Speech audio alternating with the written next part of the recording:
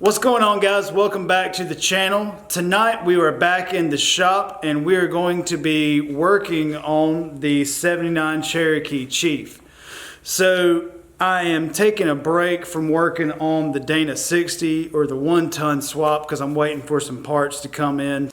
I'm trying to get it where I can crank up the Jeep and work on the cooling system, because right now I've got it where, you know, it'll crank up, but I don't have any coolant in it because I don't have all the hoses, because I don't have a heater core. It's a lot. So I know guys that have done these LS swaps in, you know, different vehicles.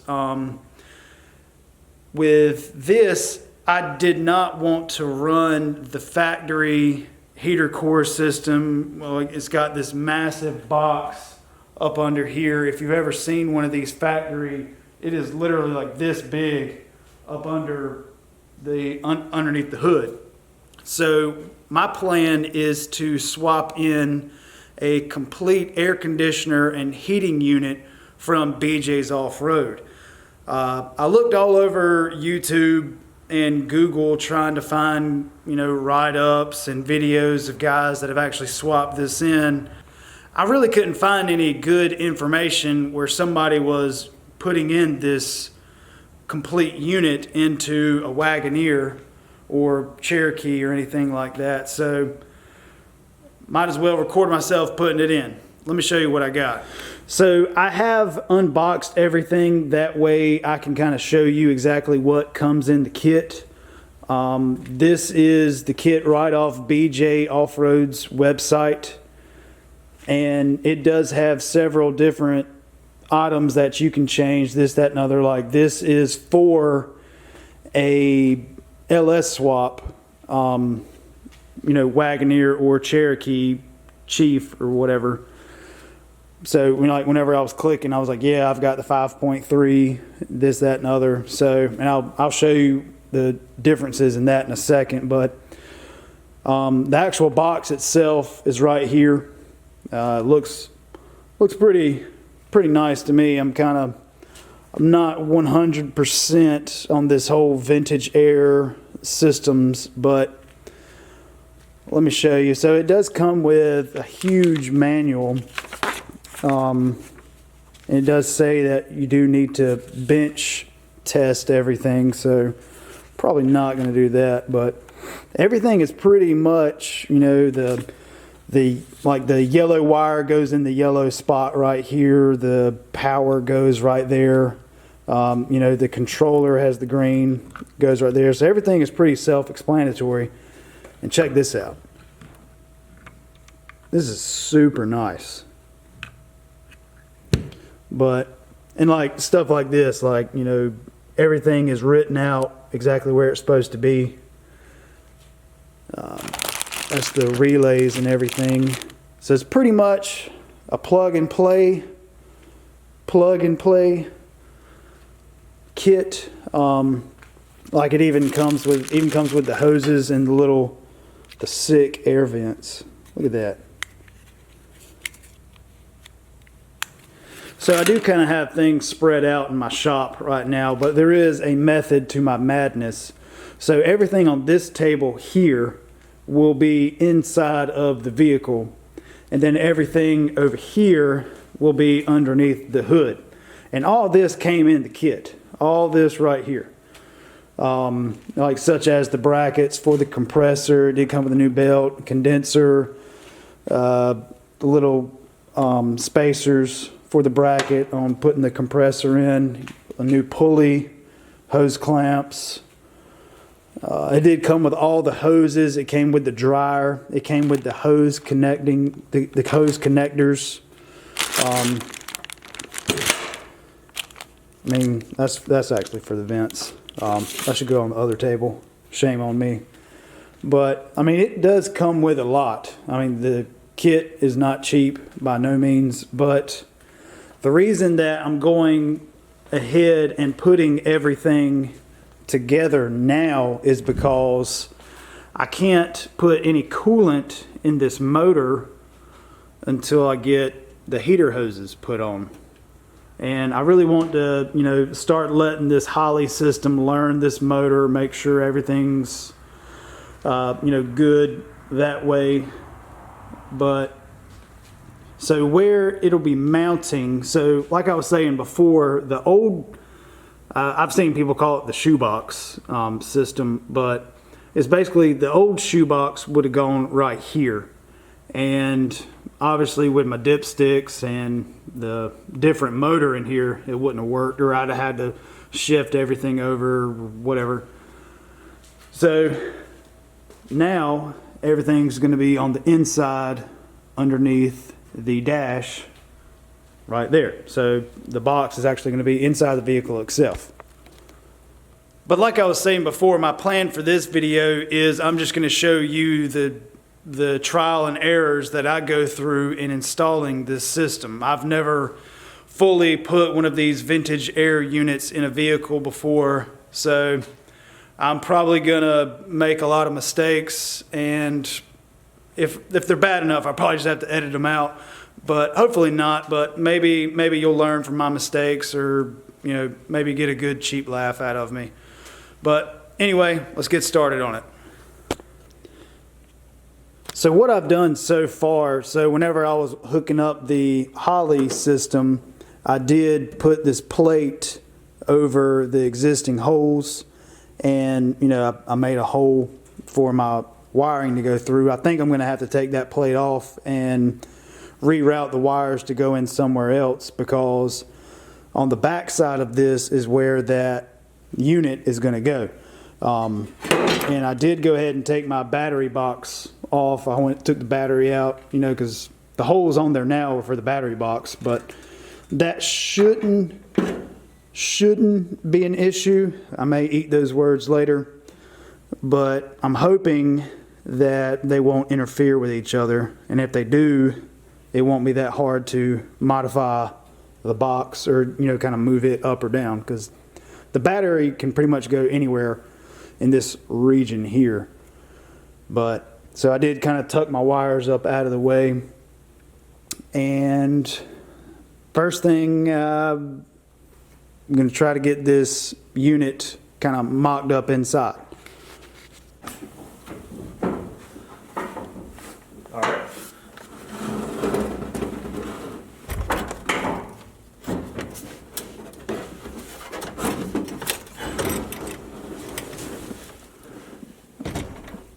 Okay.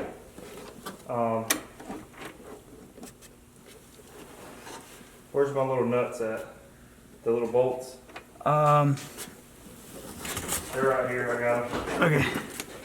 Alright, So what we did was I made a template. I laid the unit on a piece of cardboard, traced it out, and then marked the holes. See, I've got inside up, and then firewall up, and kind of got it marked in here just like that. And then I drilled out the holes, got that in place, and then the control unit, you can see right there, it's all pretty colorful. Steven mounted that pretty good, and then I got the control module, I got it bolted in, and all I did was there was an ashtray, the factory ashtray on that side. It was kind of like this, but this model had a factory ashtray that I removed, and there was actually cigarettes in it. That was super gross, but we're making progress here. It's definitely been kind of challenging, you know, just making sure everything's going to be lining up. Definitely going to have to be cutting some holes in the firewall, so I'll be putting I believe that was for the factory heater hoses right there.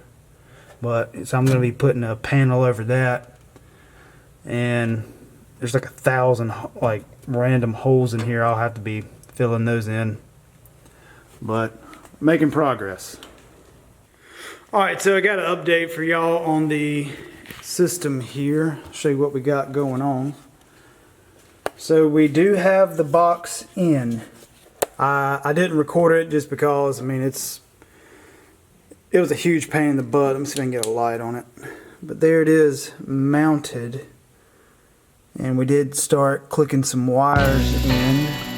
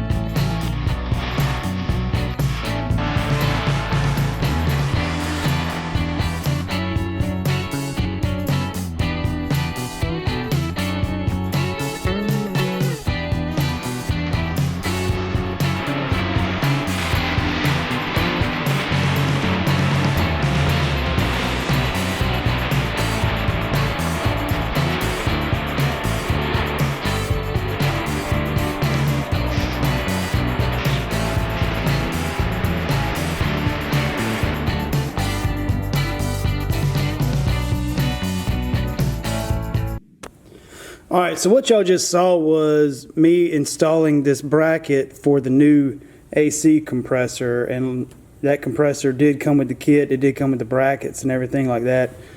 And I mean, it's pretty high quality stuff. I'm pretty impressed with it. It went right on. You know, I got the appropriate spacers and everything, and now what I'm going to try to do is actually fit the compressor on here. I will be taking all this back off to paint it eventually, maybe. But for right now, I just want to go ahead and get it mocked up just to make sure that everything works like it should. So I've got everything kind of loose up here. That way, whenever I go to install this, it wants to go on. But looks like it just fits in right here. Kind of holds itself a little bit. But what I'm going to do is try to get this to balance. So it looks like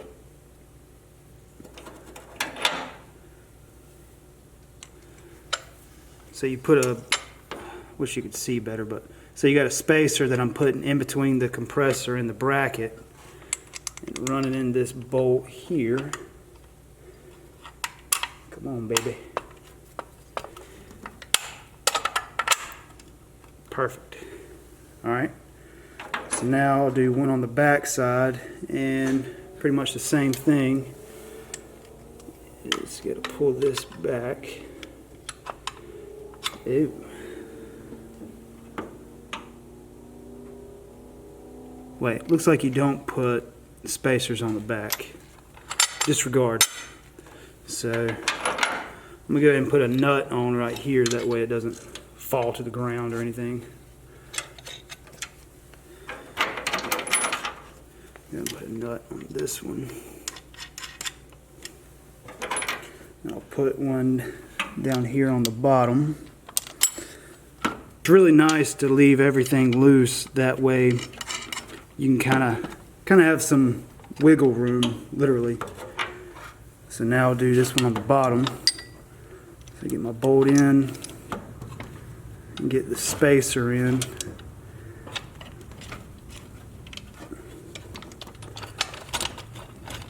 There we go. Put this nut on the back. Cool. Now I got one on the bottom side here. Start my bolt. Get my spacer in.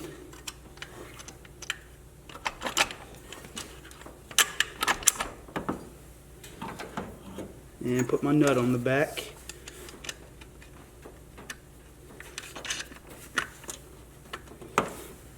I feel like I'm bolting on a supercharger. So now I've just got one more bolt on the back right here. So this is everything mounted up. It is still loose. I don't have anything tight. I'm just kind of wanting to show you what I got going on. So the new pulley here, it does have a slot behind there. I don't know if you can see it, but there's a hole that keeps it, steady. Of course it's not tight either. And it looks like it's lining up perfectly with my belt system. There is kind of a wide range where you can fit the belt, so that's super nice. But anyway, I'll get this tightened up and go on to the next thing. Okay, so I got a little progress report for you. So it is the next night, and let me show you what we got going on. So first off, we got the condenser here kind of mocked up, and what was pretty cool is it came with these little brackets. It came with 4 of them, and what I did was I just bent them, and that way, see, it's got all these mounting holes right here. So I'm just going to mount this one up there, and then the bottom ones, because my lines are coming out towards the passenger side, I did have to bring it down. I don't know if you can see, but there's an indentation right here, so I'm gonna have to bring this down as low as possible. I may have to actually take a grinder and clearance this out, because you definitely don't want this touching anything except for the brackets. So got that kind of mocked up right now, and then you'll be happy to know I did end up painting these. I was not going to, I'm gonna be honest with you, but I did.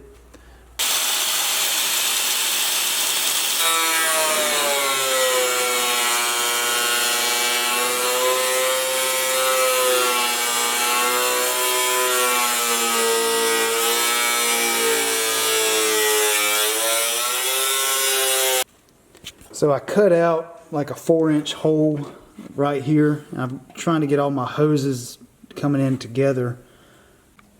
So what I'm doing now is I am dry fitting all of these hoses.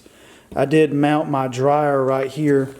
I had to make a quick little bracket to hold it up. So these are supposed to be perfectly straight up. And so like I said, what I'm doing is I'm cutting the hoses and then just pressing them in, and I'm going to run this one down to the condenser and crimp it tomorrow probably. But what I'm mainly trying to figure out is, before I start crimping this, that, and other, is that all my hoses go and fit where I want them to, because you definitely don't want any bends, hard bends or anything in these lines. They like to be as straight as possible. So with this coming in right here, it'll go right into this little access hole, or one of these holes, I'm not sure. Probably be that circular one right here. And then it will go down behind the headlight to this port right here on the condenser. I don't have this mounted yet. That way I still have some wiggle room to get my fingers in there and everything like that. But what I'm going to do is I'm going to go ahead and start tightening this up right here on the bottom. That way I know an estimate of how much hose that I'll need.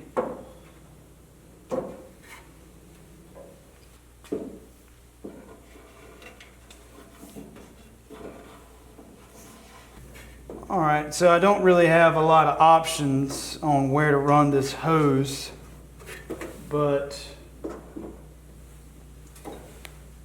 because you definitely don't want to, run a screw into it, so it'll be supported to this grill support right here.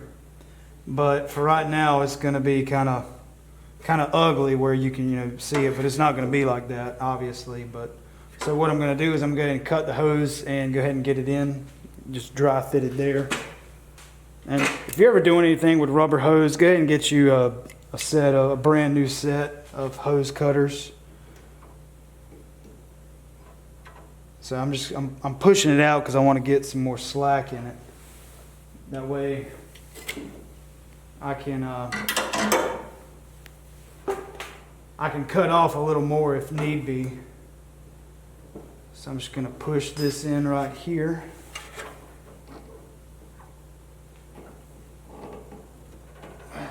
Where it's all seated. So like I said, this will all be tucked up all nice and pretty where you can't see it. But for right now, it'll work. I got an update for you. So I've been trying to film myself putting in all this stuff, and I've been having issues with my GoPro. I don't know what kind of cameras y'all use, but I believe GoPros are absolute garbage. But I mean, sometimes it won't even come on. I mean, I've had to order some batteries for it, but anyway, trying to get as much footage as I can for y'all. So what I do have here is the condenser mounted. I'll show you how I did that. I just used the brackets that came with the kit. I just bent them in the shape where it'll go around this grill support. And then I did the same thing on the bottom. I'm not done yet, but I did the same thing on the bottom here. So it's definitely, the whole thing's moving. So it's definitely solid. I just got done putting the battery tray back in. It's just, the battery's not hooked up or anything. It's just mocked up. But it is tight, but I believe it'll work. So I had to re-drill all those holes, which was super aggravating. But so what I plan on doing next is getting the hoses crimped, and I'll show you how we do that. It's pretty cool. I got the tool and everything right there. Got that off Amazon. I've made a complete mess in my shop. No, I mean, it was messy before, but it's just a lot of stuff that goes into this.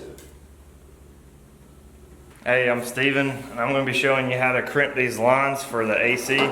This is the vintage air system. What we're going to be doing, you want to dry fit these lines to start with.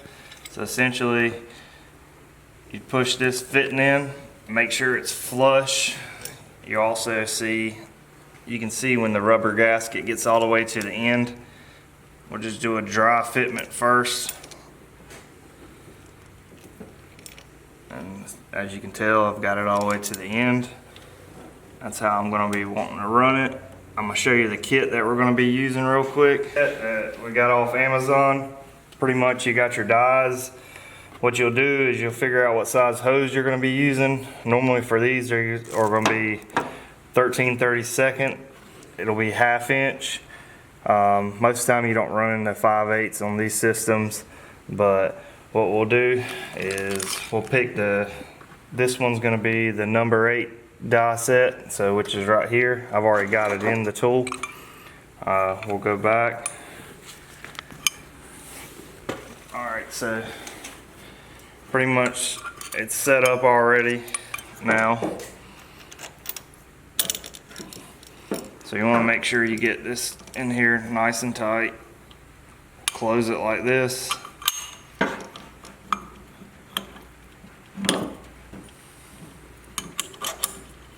Make sure your pin's in. You'll go to your lock setting up here, which is on this dial. Alright. And all you do is you just start tightening down. And once you start getting some pressure on it, you'll make sure that you do have the rubber gasket or rubber hose all the way in. And we do. And you'll just start squeezing until it can't go anymore.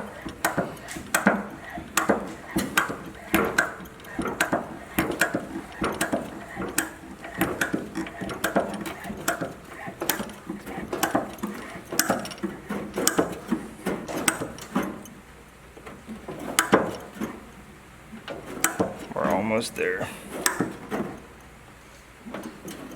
Alright, so now you'll take it off, back it off like that, pull your pin, pull out the kit.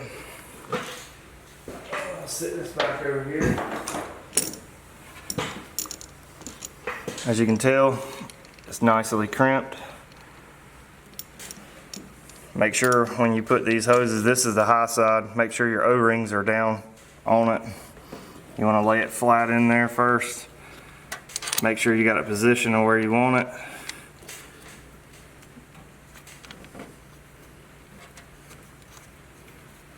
Do not cross thread these, so make sure it goes on without any problems.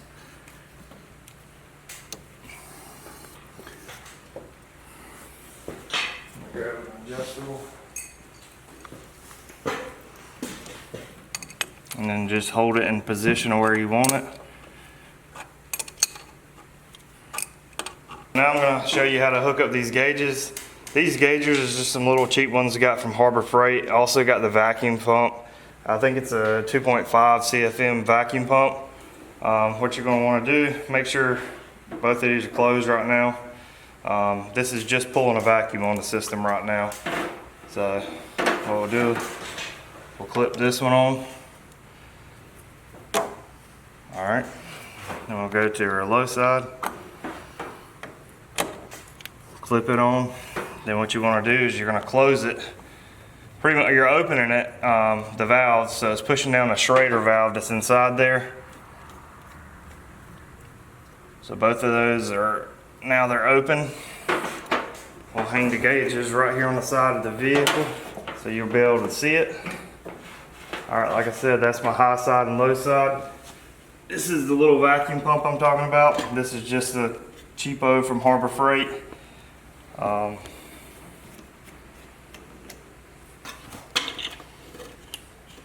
You're going to tie into the system. Alright, so what we'll do right now is we'll go ahead and turn on the vacuum pump. Alright, and then I'm going to open up my high side, open up my low side. We'll let this pull down to 30 inches of vacuum, and we'll let this run for about an hour, and then after that we'll close all the valves, and then we'll make sure it holds a vacuum. If it doesn't hold a vacuum, what's going to happen is it's going to start to drop out of a vacuum. We don't want that. The reason for pulling a vacuum is also to remove any moisture that's in the system. It'll essentially boil it off. And as you notice, there's the oil right there. Mine's a little dirty because it's been used, but try to keep fresh oil in these things. Alright, so we've let the vacuum pump run about an hour, and now we're just letting it sit just to make sure that the vacuum doesn't go any less than 30. Right now it's holding, so we're not going to put refrigerant in it right now just because we're going to wait to get the coolant in and everything like that. Alright, so right now what I'm going to be doing is hooking up my pressure switch to the compressor side. And the reason for this would be if, say, the vehicle was low on refrigerant, the pressure switch, instead of being in a closed position, would go into an open position, and it wouldn't allow power to be cycled through the compressor and cause your compressor to end up burning up because you'll be running without refrigerant in it. So now what I'm going to do is take these butt splice.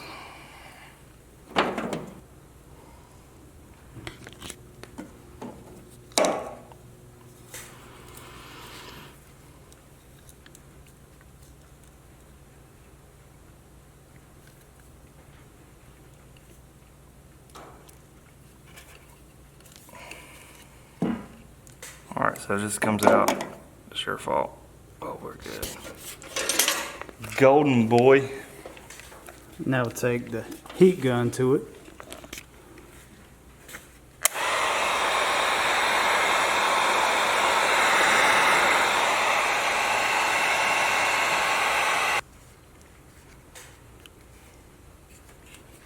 Oh, it's on. That's that good Harbor Freight heat shrink right there.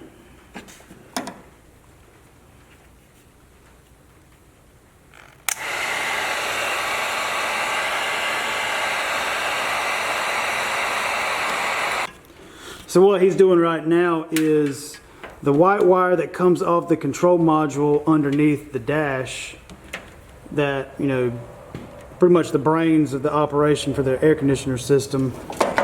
I didn't have any more white wire, so we're just going to be using red.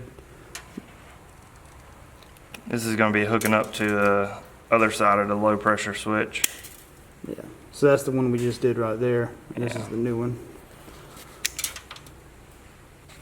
But he's connecting the switch wire to the white wire right there.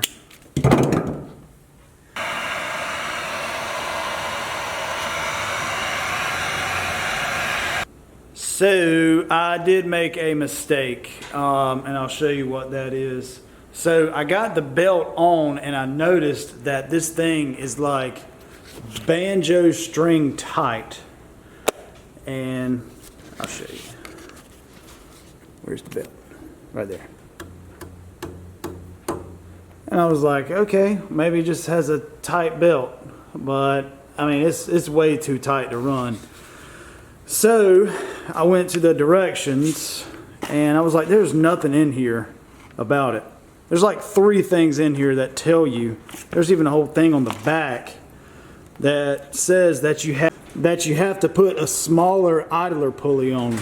So I had to go to O'Reilly's today and had to get a new one of these. It's actually smaller. So don't do what I did and just wing it. Read the directions like you're supposed to. Don't be like me. So now what I'm going to do is I'm going to take the belt back off after I wrestled it on and get this new smaller idler pulley put on. So this is the new idler pulley right here. Get that focus. And it also has several different versions that you can get, which is super nice. So I just walked into O'Reilly's and just told them, you know, they sell gates there. So I told them 38006 and they said, okay, there you go. So what I'll do now is I'll get it on.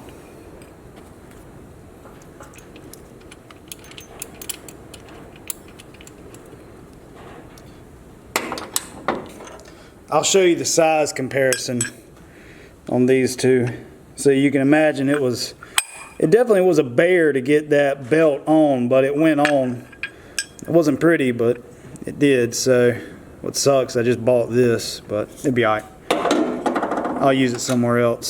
So put that in, put this in on the back.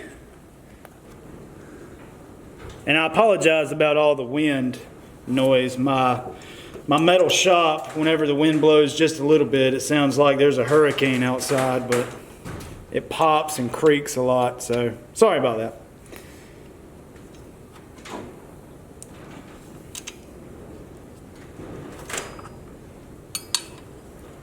Now to take the 15mm wrench and get this thing all snugged on.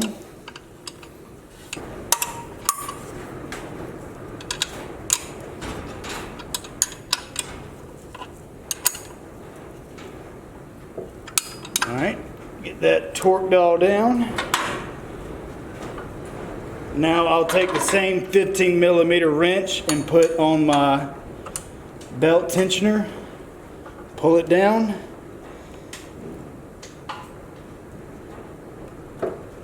and there's the belt. Just like that. Now I'll make sure everything's lined up the way it should be. That belt is a lot more happy than what it was.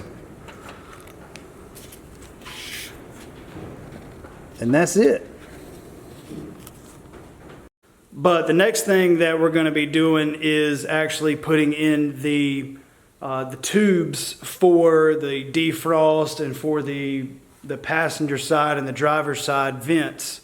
We don't know exactly where we're going to put them, but we don't want to put the tubes in until we get the dash in. So that's probably going to be on the next video on this thing. We're probably going to be putting the dash in and the tubes all in at the same time. So I'm probably going to stop this video right here because I don't want it to be too long, but I'll show you what dash we're going with. Alright, so here is the Dakota Digital dash, and this is specifically made for a Wagoneer, Cherokee Chief, and all that. So this is pretty much it right here. This is the factory one right there. And so, you know, we just take it apart and put this on the back of it. And this was super simple. I just called BJ's Off-Road, told them, you know, exactly what I had, told them what motor I'm putting in it. I told them, you know, I'm running the Holley Terminator X Max kit, and they said, okay, you know, just tell me what you want, what colors and everything. So, and they sent it right to me. It took about 6 weeks to come in, but everything I've read online in the forums and everything, this is pretty much a plug and play system.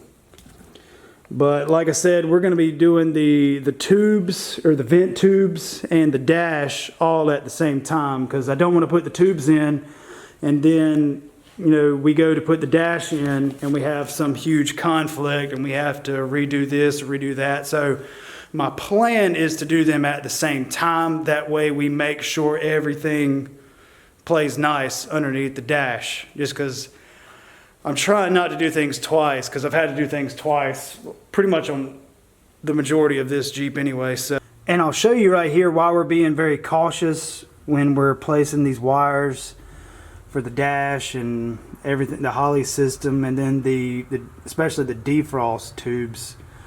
Because if you look right there, sorry, I'm trying to hold the flashlight, that is the actual windshield wiper mechanism. It runs underneath the dash, so there's going to be moving parts inches away from my wiring and my vent tubes, my air conditioner vent tubes. So that's kind of it's kind of terrifying. But so I'm going to have to make sure that everything under here goes together and stays very far away from the windshield wiper. Anyway guys, I really appreciate y'all watching. If you have any questions, comments, you know, make sure you put them in the comments section and I'll be sure to answer them the best I can. But I really appreciate it if you would like and subscribe if you liked anything or learned anything from this video, and we will see you on the next one.